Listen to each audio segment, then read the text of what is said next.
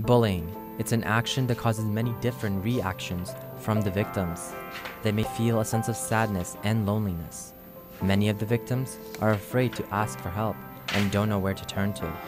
Linda Bender, the team leader for the Community Education Services of Canadian Mental Health, says that there are two main reasons so many of the victims don't speak up. Ashamed, they feel like they should be able to handle things. They might be afraid of repercussions if anyone else is involved, because often bullies will threaten you, tell anyone it's going to get 10 times worse for you.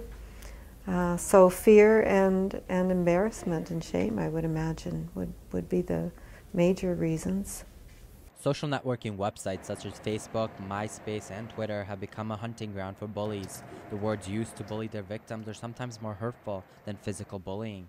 Beth Purdy, a counselor at KW Counseling Services, says there are many long-term effects of this on not just the victim of bullying, but the bully as well. So you might start with anxiety, and then that might turn into withdrawal on an emotional level from people in their lives.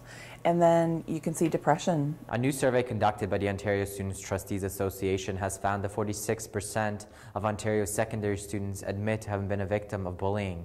This alarming statistic has prompted Premier Dalton McGuinty to step up and introduce a new anti-bullying legislation that would give schools more power and the victims more protection. Prevent bullying in the first instance, to intervene when it takes place, and to put in place progressive consequences, all the way up to and including expulsion. Chanel Mattis and Amina Lee are grade 12 students at Eastwood Collegiate and members of WAVE, a program created for youth by youth to raise awareness on bullying. They believe this new legislation will not work and may bring on more problems. How is that solving the problem?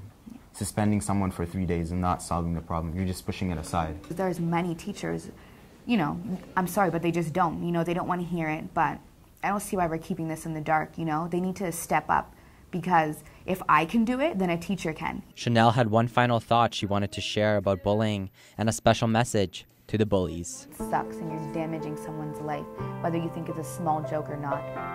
It's really hurtful.